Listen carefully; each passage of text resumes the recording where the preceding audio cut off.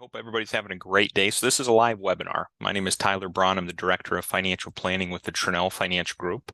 I've got Jenna Bradford, our president, on here as well. Her face is, she currently has her camera off. So if you have any questions as we go through here, I'm really excited about the webinar today. So if you have any questions as we go through here, at the bottom of your screen, if you're on a computer or laptop, you can click the chat button and feel free to type in any questions that you have.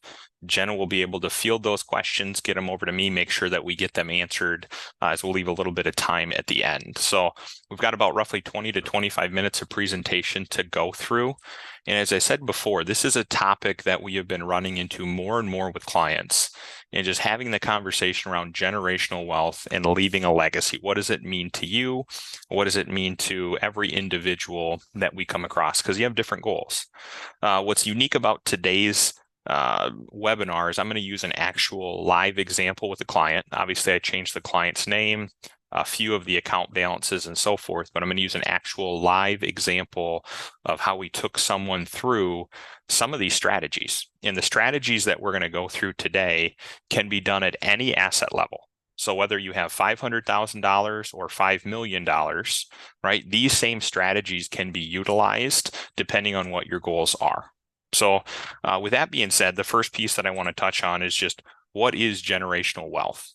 So when you hear that term, in a nutshell, it's the transfer of your hard work and assets and leaving a legacy behind for those that you love most. So whether it's a transfer of your house or assets that you hold, how do we do that as efficiently as possible?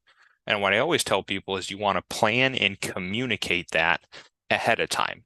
I've seen so many times where people don't communicate their wishes to their kids or loved ones. And it's not that they do something wrong with it. It's just they're unprepared to accept these assets. And what that means is they can make some hasty decisions and it doesn't typically go the way that they had planned. So we want to plan ahead of time. But it's not just the transfer of assets with generational wealth. You want to instill your values, your character, who you are as a person, how you see them best utilizing that asset going forward. We also want to make sure that we're sharing that information with them when we're talking about this transfer of wealth from one generation to the other. Think about it. You worked extremely hard, whether it's 20, 30, 40 years, earning this nest egg, and now we're going to be transferring it to the next generation. We don't want to see it lost within a matter of months or years. And statistics, that's the way it goes. We want to curb those statistics and do it properly. So with that, let's talk about the agenda for today. Okay, we're going to be touching on 3 specific strategies we utilize all the time. The first one I call gifting the right way. The second piece is utilizing 529s for tax-free retirement. And this is something that just came around in 2022. So it's a fairly new strategy that we're going to talk through. And then number 3 is unlocking your nest egg so you can leave more behind for your loved ones. So I'm excited to share all these. And as I said before, if you have questions as we go through, please click that chat button and we'll go through them in detail. So gifting the right way, and I'm going to tell you about Sally's story. So Sally's a client of mine. We've worked together for many, many years now. She's 75 years old and she's a retired school teacher. Her husband passed away a few years ago and did leave her some life insurance, but they did a heck of a good job. They've raised a really nice family. They have 3 adult children. They have 2 grandchildren. They'd paid off all their debts. And when I was sitting down with Sally, really over a decade ago now, she's living off her pension and Social Security. And she's very comfortable. She says, I can pay all my bills. Her pension goes up a little bit each year. She has no debt. So it really started with the conversation around what is most important for Sally going forward. And it's really talking about how do we transfer this wealth to the next generation. So when we look at Sally's assets, she really is very straightforward, right? She has a house that's paid for with an approximate value of about $500,000. She has an IRA, and the only thing she takes on the IRA is her required minimum distribution. So when you see RMD here, that stands for required minimum distribution. When you get to a certain age and you have pre-tax money, the government requires you to take a distribution each year just to pay taxes on that. So all she does is she takes her RMD, And really, it's been sitting in a checking or savings account prior to working with us. And looking at her after-tax bucket, she has about $2.5 million that she's saved just in an after-tax account. So this is money that she saved with her and her husband. Some of this is actually the life insurance proceeds she received a few years back when he passed. And she's got that invested, and she's receiving about $90,000 a year in dividends. So just remember, when you see these totals, it doesn't matter if the house is worth $350, there's $500 in the IRA, or $1 million in the after-tax account. The strategies we're going to talk through today can be done at any level. We just have to plan accordingly for it. So as we look through, the first bucket that we're going to talk through is how to best utilize this after-tax account. And that's what we call gifting the right way from a strategy standpoint. So currently with Sally, she has $2.57 million in this after-tax account, right? And the term that you see up here is an exact quote from her. I said, what is your goal with your finances? She said, I want to live a great life and help the kids. That was her exact term. I want to live a great life, which in essence means I never want to run out of money, and I don't want to have any fear behind running out of money. And I want to leave as much behind for the next generation as possible. So as I talked about before, the $2.5 million that she has in after-tax assets is currently generating a $90,000 dividend per year. Okay, a dividend is a form of income stream or passive income that the investments generate. So dividends, number one, are based on the number of shares that Sally owns, not the share price. So regardless of the market going up and down, that $90,000 continues to pay out yearly and has actually gone up slightly each year. When we look at that, what we started to peel back the layers of the onion and educate Sally is dividends are taxed whether you reinvest them or take them out. So at the end of the day, if Sally's portfolio goes from 2.5 million to 3 million, on paper it looks great. But what she's saying is, I want to live a great life and I want to help my kids. That's her goal. So Sally has 3 adult children, as we talked about before, and 2 grandkids. So rather than incurring tax penalties and different strategies that way, we sat down and said, what if we take that $90,000, which is taxed? Remember, whether you reinvest it or you take it out and utilize it, it's taxed the same. So this is a tax neutral strategy, meaning it's causing her no tax and it's causing the kids no tax. And what if we started gifting it? What would that do if we started utilizing that now? So remember, Sally is 75 years old. So what we set up 5 different accounts. And I'm not going to go through the specifics of those today, but we set up 5 different accounts. 3 accounts, 1 for each adult child, and then 1 account for each grandchild. And what we started doing is gifting $18,000 into those buckets each year for those family members. We sat down, we did what's called a generational wealth transfer meeting, and we discussed with the kids what the goals for the assets are. So what we're doing is we're saying, hey, we're reducing, right, the estate. So if there is estate taxes or death taxes, they call them in the future, this money's already outside the estate. That's a benefit. It's money that the kids can have growing on their behalf. And guess what? If this money pays dividends, they can take the dividend out, right? They don't have to be 59 and a half to access it. In addition to that, if they wanted to purchase a home or needed to show assets at a certain level, this will also show under their name. But the goal behind this is to let this continue to compound and grow and build in excess of what they currently have. So what we did is we sat down and we said, we're going to gift $18,000 per year to these 5 buckets that we've created, just like clockwork. And fast forward 15 years, the beautiful part behind this is as Sally continues to do this each year, remember, we're not touching the principal that she started within the account of the 2.57 million. We're only taking the dividends. So think of companies that that pay a dividend. Their stock over time still appreciates. All we're doing is saying, hey, we're taking the dividend out, and that's what we're gifting to the next generation. So that 2.57 million, if Sally were to average a 5% growth rate for a 15-year time period, would be worth $5.342 million. That's how much that would still be in that account after making all these gifts. Each child and grandchild, if they were to receive $18,000 per year, and we kept that invested and they averaged an 8% gain for that 15-year time period, would each have $545,000 in their accounts 15 years later. So think about that. Just starting the inertia of gifting just the dividend now has $545,000 in each individual bucket for the child and grandchild that can continue to compound and grow, and it's outside of Sally's estate from a death tax standpoint. Also, note with this $5.342 million, this is an after-tax account, as we've referenced before. Under the current tax codes, after-tax accounts, upon passing, received what's called a stepped-up cost basis. So they're receiving, the beneficiaries are receiving this $5 million at the value of the date of Sally's death. So they would pay no capital gains tax on any of the appreciation, and this is under the current tax code, right? This could change, many times over the next 20 years, but under the current tax code, the beneficiaries would pay no tax, right, on the capital gains on this $5.3 million. So think about how powerful that is, just starting to gift the right way and have the conversation that by the time Sally is 90, she has gifted and the accounts have grown to $545,000 in 5 different buckets and still has more money than what she started with originally at age 75.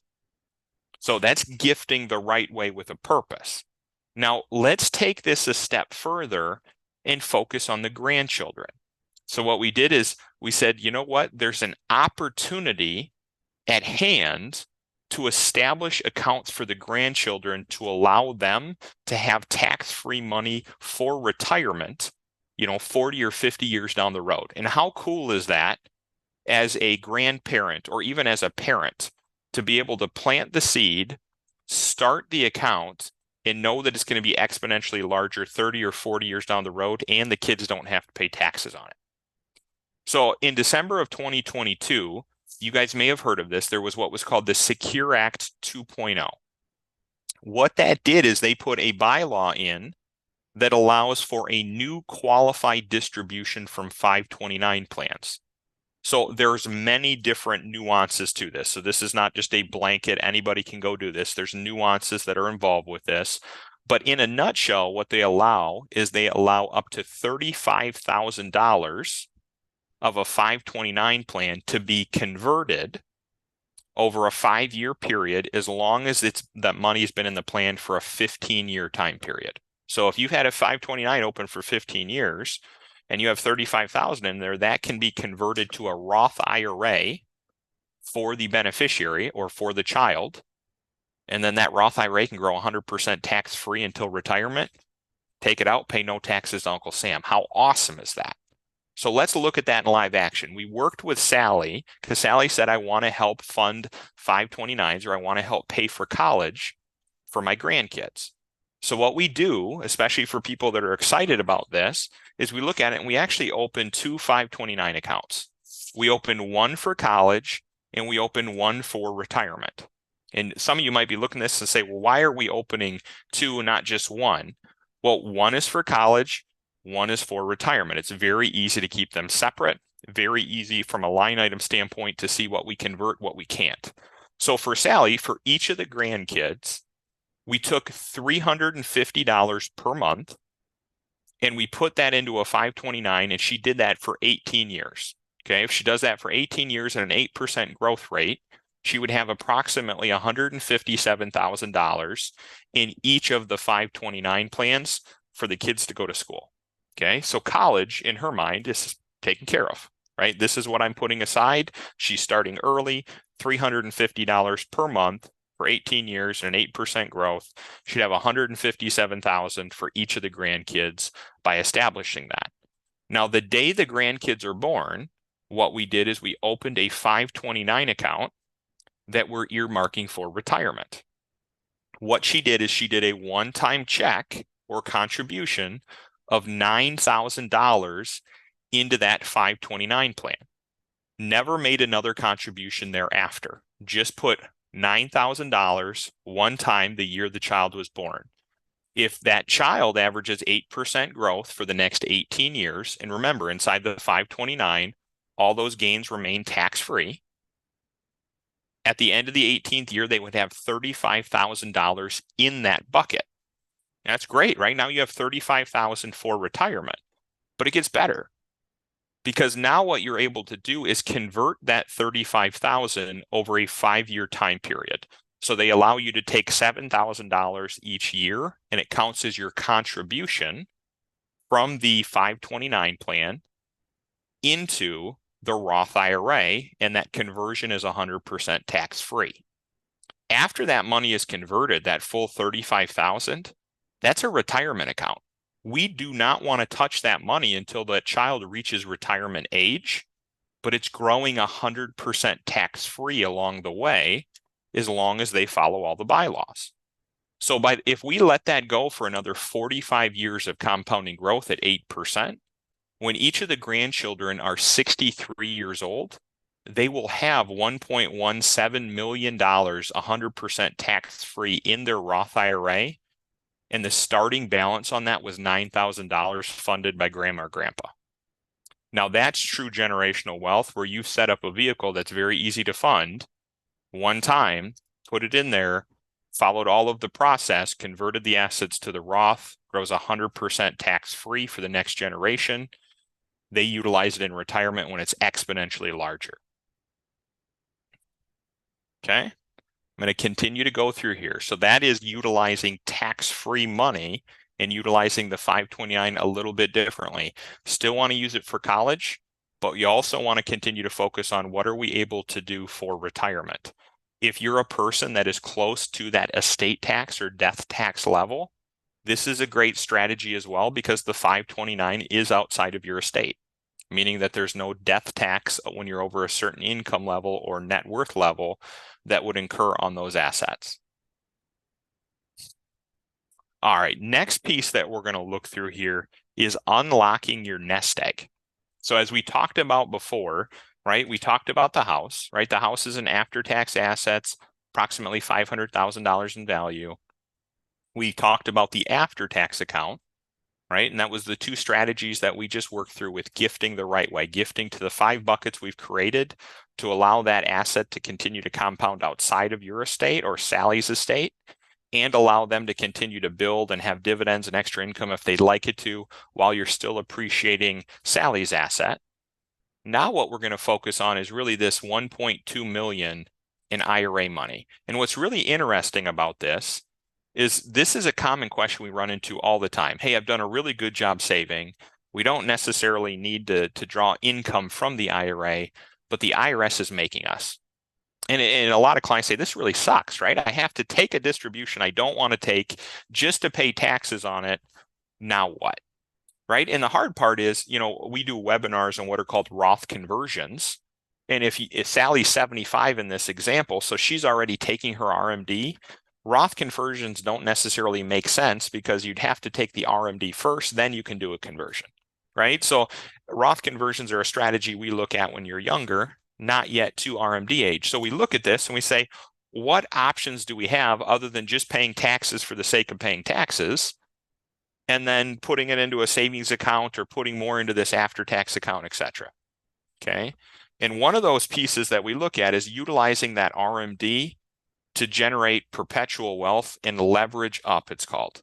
What you're doing is unlocking the full potential of the net worth that you have. You're using one asset in return to get you a higher return and a better tax setting, right, for your next generation. So the total net worth right now that Sally has is $4.27 million, right? Where I came up with that number is simply adding the 500,000 plus the 1.2 plus the 2.57 together. That equals approximately 4.2 million of net worth. Remember, what we're talking about right now is we've got this IRA that's continuing to grow, but we have to take this required minimum distribution. What do we do with it and why? What we did with Sally is we sat down, and she was in really good health. And I said, we should purchase some whole life insurance for your beneficiaries. And the way we came up with this $3 million number is we simply ran a quote and said, how much life insurance will your required minimum distribution purchase for you? Because think about it, if she takes $54,000 out as an RMD and goes and sits it in a checking account or goes and sits it in her after-tax account, yes, it can accumulate. But if we can take that $54,000 and assure that her beneficiaries are going to get $3 million tax-free when she passes, if she died 1 year later, she would have made one premium payment of $54,000. Her kids get $3 million tax-free, right? What we're doing is unlocking that potential net worth with an asset that she didn't even want to take a distribution from, and we're still not touching the 1.2, which can continue to grow. So we do this through what's called an ILIT, an irrevocable life insurance trust. I'm not going to dive through that. What that is a mechanism that allows the benefit of the life insurance to be paid outside of Sally's estate. So once again, that avoids any death tax or estate tax if you get above a certain income or net worth threshold. That allows it to go directly to the beneficiaries. And remember, life insurance is 100% tax-free to the beneficiaries. So what we're doing is taking the RMD payment that she didn't want to take, and we're simply funding a policy that is going to get her beneficiaries exponentially more money, and it'll be 100% tax-free versus more in the IRA being taxable after she passes away, right? So when we start to add all of this together, because the question I get from clients is, okay, you've thrown three concepts out there. When we start adding this together, how does this benefit the legacy? So the first piece that we look at is the house, right? When we look at the house, let's assume there was just no growth inside the house whatsoever. So it's worth $500,000 today. When Sally passes away, let's say it's worth $500,000 still. And as we said before, under the current laws, the house would pass tax-free to the beneficiaries because it would be a step up in cost basis, meaning it's worth, the beneficiaries are inheriting that asset at the value of the date of Sally's passing. So there'd be no taxes to inherit that $500,000. Okay. The 1.2 million that we showed in the IRA, let's just assume a 4% gain on that to be conservative. And the reason we use 4% is, remember, we have to take a distribution out each year to satisfy the required minimum distribution. So if Sally averaged a 4% gain on that 1.2 million for 15 years, that IRA would still be worth approximately 2.161 million. What we're utilizing, though, as we talked about before, is the required minimum distribution that she's taking each year, that 54,000, is funding that life insurance policy for the next generation. So remember, the RMD is now funding the life insurance, which is an additional $3 million that goes to the beneficiaries. The after-tax account, that 2.57 million that we're only taking the dividends from to utilize the gifting, let's just assume a 5% gain. Okay, remember, we're only taking the dividends off. We're touching zero principal in that example. Let's just assume it appreciated by 5% per year over a 15-year time period. Well, that 2.5 million would have turned to 5.342 million, also receiving a step up in cost basis. It's an after-tax asset, right? The beneficiaries inherit it at the value of the date of Sally's passing. So it'd be a step up in cost basis to the beneficiaries, that 5 million. Now, remember, we're not talking about estate taxes and death taxes because there would be thresholds that may be hit. We're simply just talking about straight income tax, right? Or capital gains tax. So there'd be no taxation on this under the current laws. Now, we utilize the dividends, remember, as $18,000 gifts for each child and each grandchild over that 15-year time period. So each child, as we showed, at an 8% growth rate, and grandchild would have approximately $545,000. And there's 5 of them, which means that dividend would have accumulated or totaled for a legacy purpose of over $2.729 million worth of assets. The third piece that we have to talk with the after-tax accounts is utilizing those 529s, which we put the one-time $9,000 into the account, grows at 8%. That equals $35,000 at the end of 18 years. And if that appreciates at 8% for another 45 years, each grandchild would have another $1.17 million tax-free when they get to retirement age, which totals $2.234 million. So when we total all of these highlighted items together, and you look at what Sally was able to leave from a legacy standpoint, it's unbelievable. And this is where I get excited, because you can have a dramatic impact. And like I said, this doesn't matter if you have 500,000 or 5 million, these strategies can still be used to some extent. You might not be able to invest 18,000 or gift 18,000 a year. That's okay, right? Even if you did 5,000 in some of these strategies or utilize different opportunities, it's amazing what can happen over time.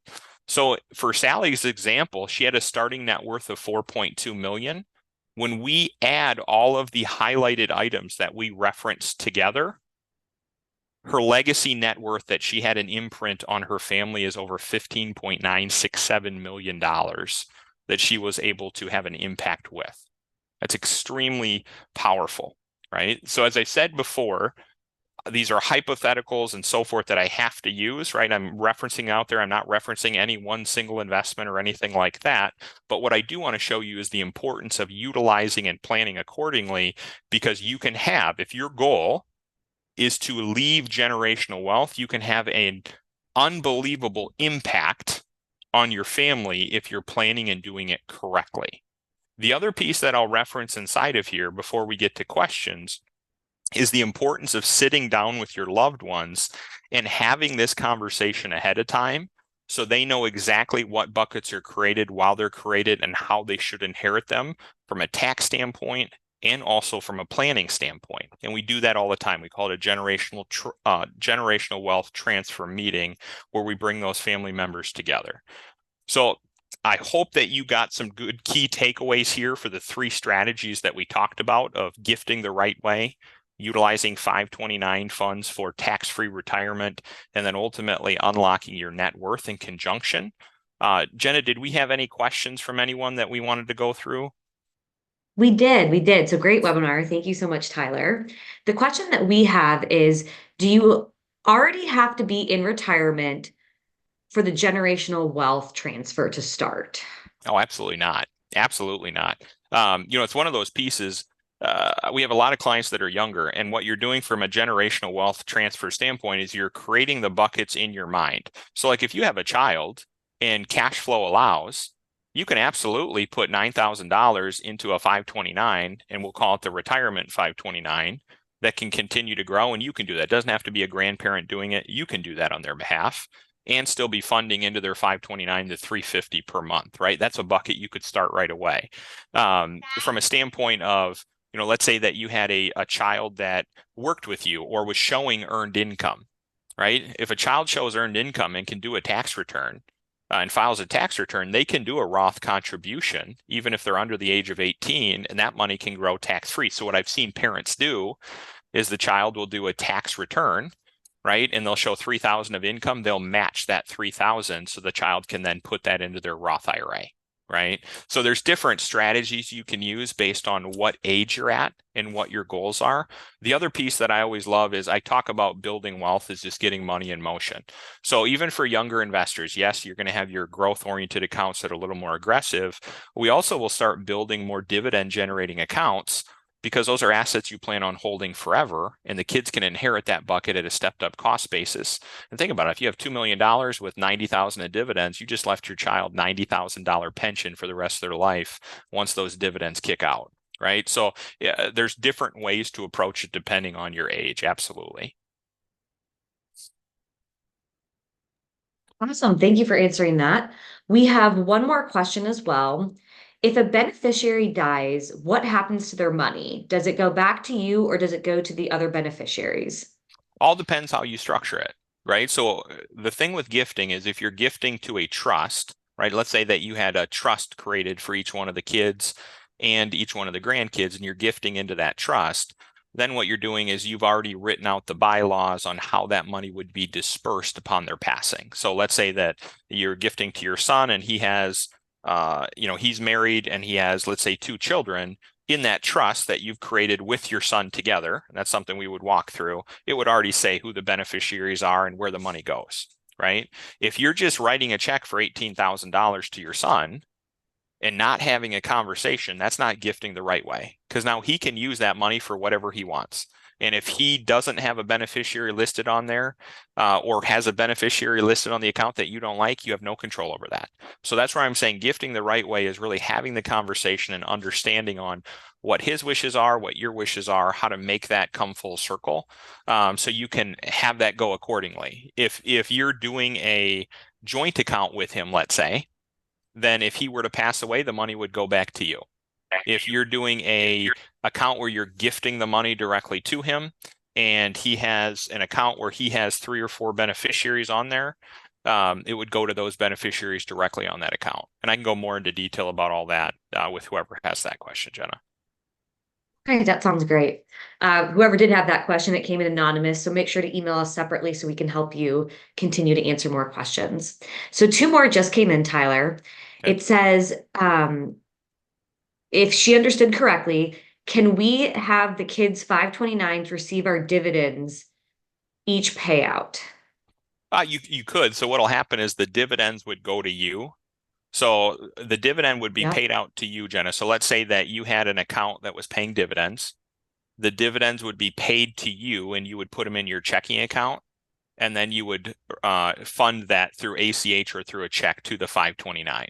So indirectly, what they're Okay. describing, the dividend company typically is not going to send it directly to the 529. They're going to send it to the account holder, and then the account Makes holder that sense. would then in turn put it into the 529. So indirectly, yes, using the dividends to fund the 529s. Absolutely. It's the idea behind it as Yep. well. Okay. All right. So there's one more question that came in.